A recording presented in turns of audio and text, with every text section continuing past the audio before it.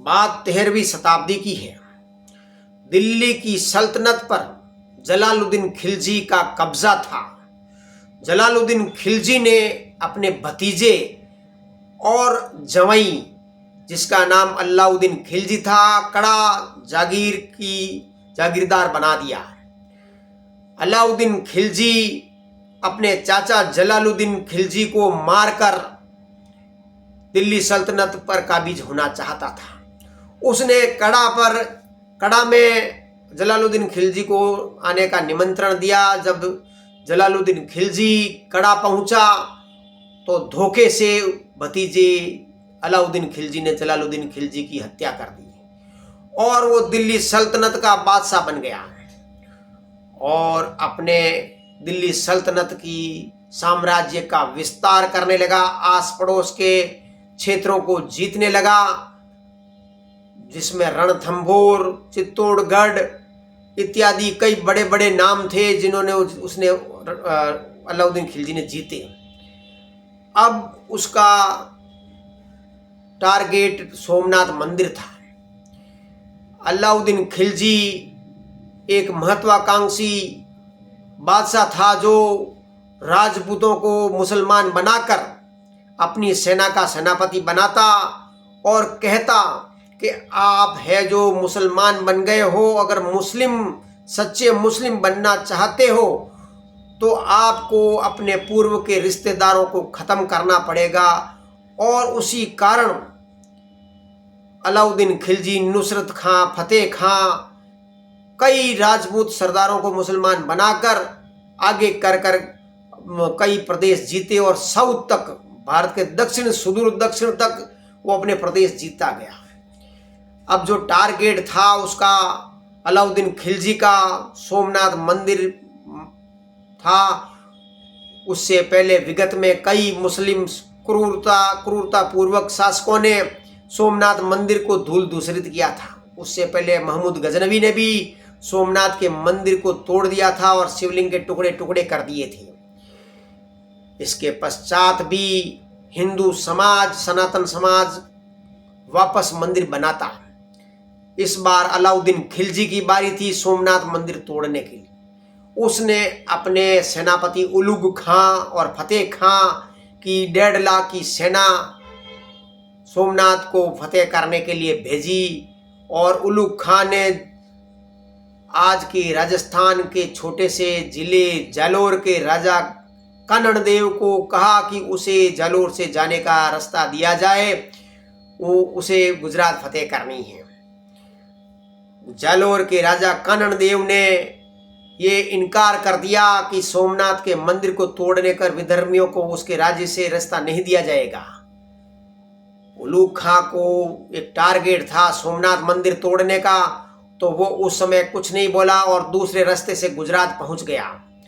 गुजरात जाकर उसने सोमनाथ के मंदिर को तोड़ दिया, तहस नहस कर दिया और उसके शिवलिंग को बैल की खाल में डालकर अलाउद्दीन खिलजी के दिल्ली के दरबार में ले जाने का निश्चय किया और हजारों की तादाद में हिंदुओं का जबरन धर्म परिवर्तन कराया और हजारों हिंदुओं का नरसंहार किया और 1500 औरतों को उठाकर वो लेके गया।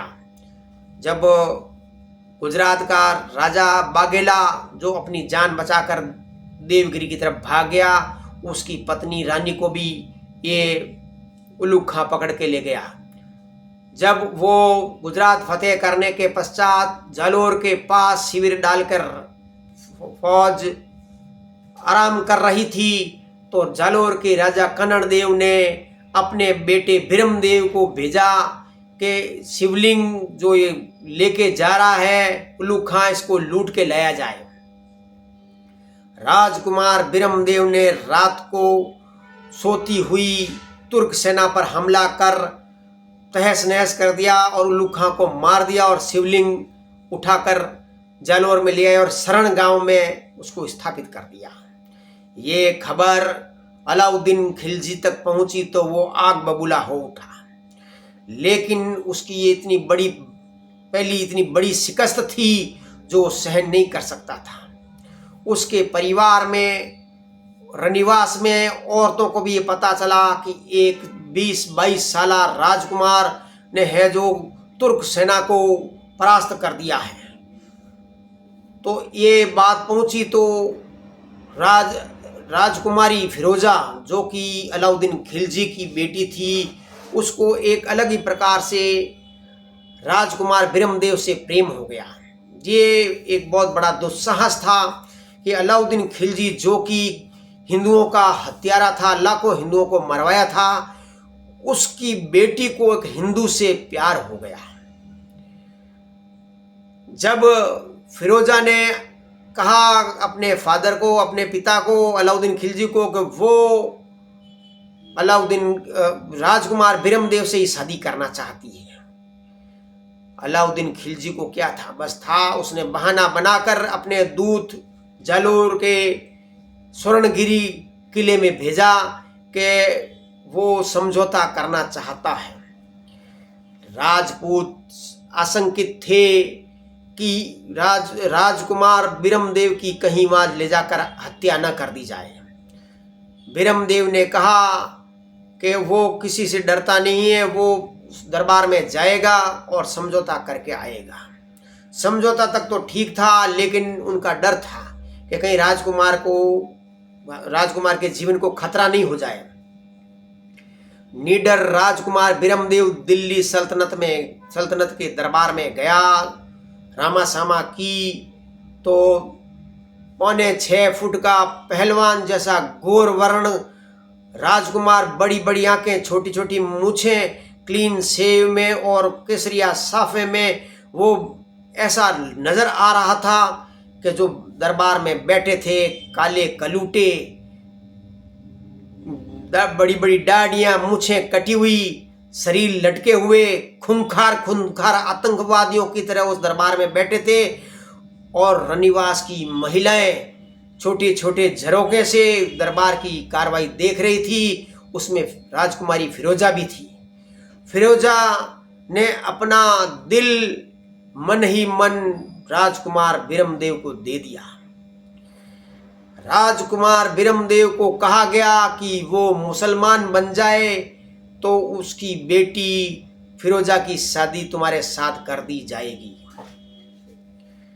राजकुमार ने ये प्रस्ताव ठुकरा दिया। उन्होंने कहा, मामो लाजे भाटिया, कुल लाजे चौहान, जद में परणी जू तुर्कणी, पश्चिम उगे भान। इसका मतलब यह है कि मेरा ननियाल जैसलमेर भाटियों के यहाँ है और उसका कुल चौहान सोनिगरा है, और अगर वो मुसलमानी से शादी करेगा तो वो पश्चिम में सूरज उगेगा, तभी ऐसा हो सकता है। इससे भी अलाउद्दीन खिलजी आग बबूला हो गया, लेकिन उसको समझाने का टाइम दिया। और कहते हैं कि महल में बिरमदेव को रखा गया। उस महल के पास एक बुजुर्ग, लंबी दाढ़ी डाले, भिखारियों का भेष धारण किए एक वृद्ध आदमी राजकुमार के महल के पास आया और कहा कि वो चित्र बेचता है, वो पेंटिंग बेचता है, तो आप देखिए, भली मत लेना लेकिन देख लीजिए। आवाज पतली थी, लेकिन फिर भी है जो राजकुमार बिरमदेव ने वो तस्वीरें देखी, जिसमें फिरोजा की तस्वीर थी, अलग अलग रूप में 7-8 तस्वीरें बताई।